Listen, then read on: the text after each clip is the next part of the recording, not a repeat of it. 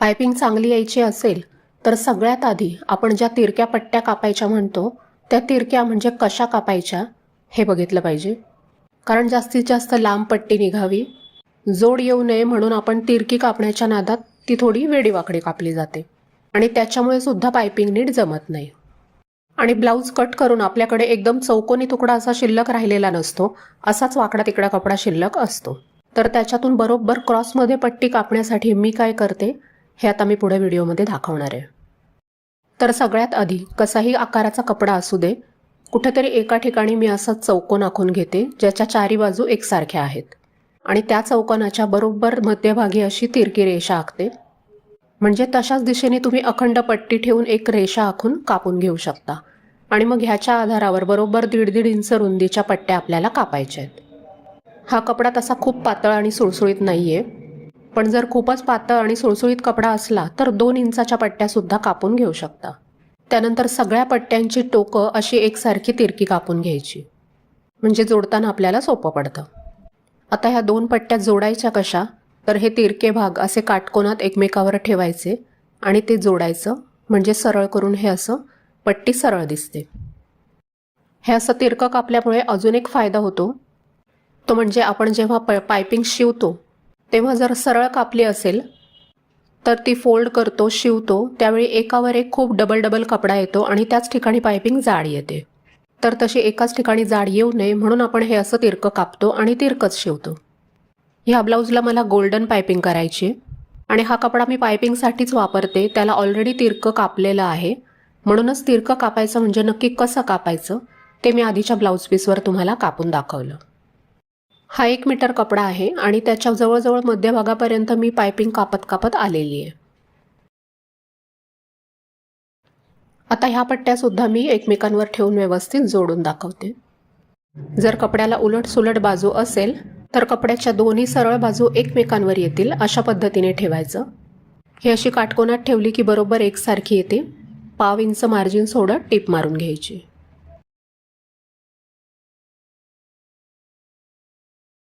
शिवून झाल्यानंतर आतलं कापड हे असं दोन्ही बाजूला 2 पट्ट्यांचं करून फोडून किंवा चिरून घ्यायचं, त्याला नख मारून घ्यायचं. शिवताना पण हे दोन्ही बाजूला असंच ठेवायचं, ह्याच्यामुळे पण एकाच ठिकाणी पायपिंग जाड येत नाही.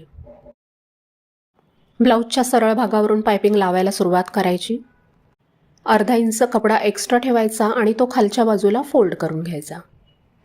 ही पट्टी ठेवताना पट्टीची सरळ बाजू ब्लाऊजच्या सरळ बाजूवर आली पाहिजे, म्हणजे पट्टीचा जो जोड आहे तो वरती आला पाहिजे.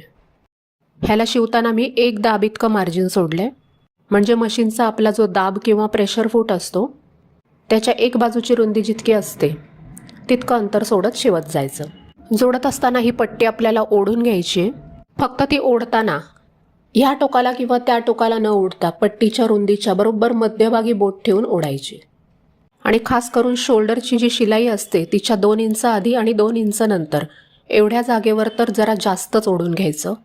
पायपिंग अशी व्यवस्थित ओढून लावली म्हणजे शोल्डर उतरत नाहीत.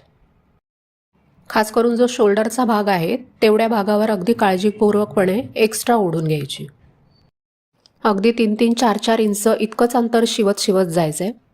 फास्ट काम व्हावं म्हणून सलग शिलाई मारायला गेलं तर कधीकधी शिलाई वाकडी तिकडी येते किंवा खालचा कपडा पकडला वगैरे जात नाही शिलाईमध्ये. आणि हे सगळं करताना गळा अजिबात ओढायचा नाही.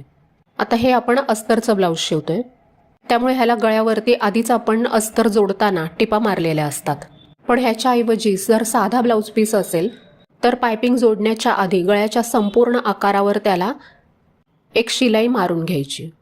त्याच्यामुळे पण शिवताना आपल्याकडून गळा ओढला जात नाही.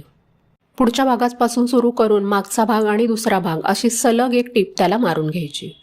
ही टीप साधारण 1 दाब इतक्या अंतरावर टाकली तरी चालते, म्हणजे तिच्यावरच आपली पायपिंगची शिलाई येते. ही पट्टी लावताना आपल्याला ओढून लावायची असते, म्हणूनच आपण 1.5 इंच रुंदीची घेतो. त्यामुळे ती ओढून थोडीशी 1 इंच झाली तरी आपल्याला पुरते. ही शिलाई संपवताना सुद्धा 1/2 इंच एक्स्ट्रा घ्यायचं आणि ते खालच्या बाजूला दुमडून टाकायचं आणि सुरुवातीला आणि शेवटी दोन्हीकडे ह्या टिपेला लॉक करायचं.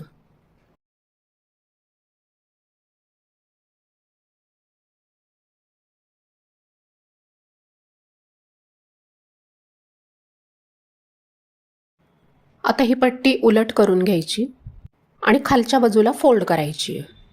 हे असं नख मारून घेतलं म्हणजे पण फिनिशिंग छान येतं.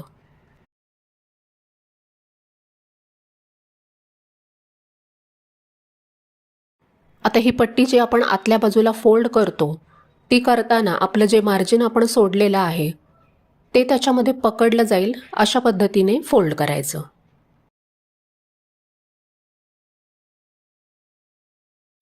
आता आपण जे 1 दाबा इतकं मार्जिन आणि जो कपडा सोडलाय तो त्या चिमटीमध्ये पकडला जाईल अशा पद्धतीने हे फोल्ड करायचं.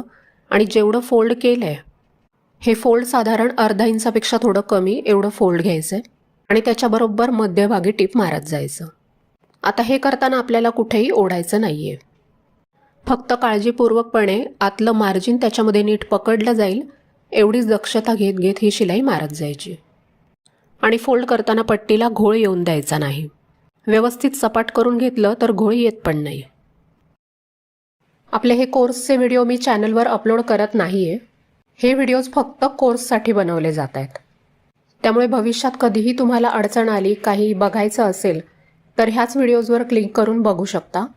ह्याशिवाय सुवर्णा स्विंग चॅनलवर पण बरेच व्हिडिओ आहेतच, ते पण तुम्हाला गरज वाटली तर तुम्ही बघू शकता.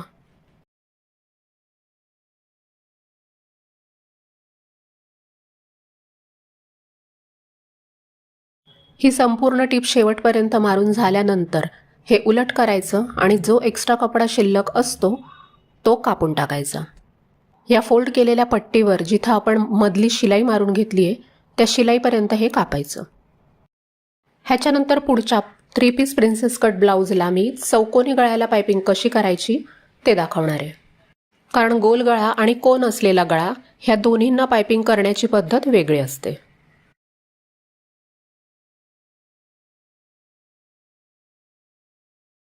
आता ही जी आपली तयार पट्टी झाली आहे हिला सुद्धा आतमध्ये फोल्ड करायचं आणि आपल्याला जाड किंवा पातळ जशी पाहिजे तेवढ्या रुंदीची पायपिंग घेऊन बरोबर जी मधली खाच आहे तिच्यावर टीप येईल किंवा थोडीशी बाहेर कपड्यावर आली तरी चालेल, पण पायपिंगवर येणार नाही अशा पद्धतीने टीप मारत जायचं.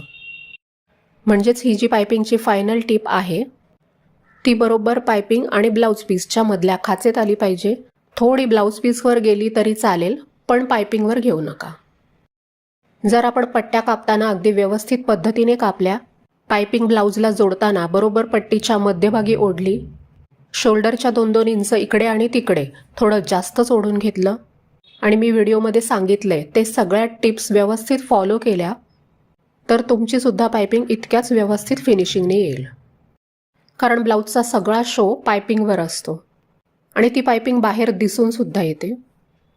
त्याच्यामुळे पायपिंगच्या प्रॅक्टिससाठी प्रत्येक वेळी ब्लाऊजच शिवला पाहिजे असं काही नाहीये. तुम्ही कोणत्याही रफ कपड्यावर फक्त मागचा भाग कटिंग करून घेऊ शकता आणि त्याच्यावर पायपिंग लावण्याची प्रॅक्टिस करू शकता. म्हणजे प्रत्यक्ष ब्लाऊजवर पायपिंग करायची असेल त्यावेळी तुमची फिनिशिंग अजूनच चांगली येईल.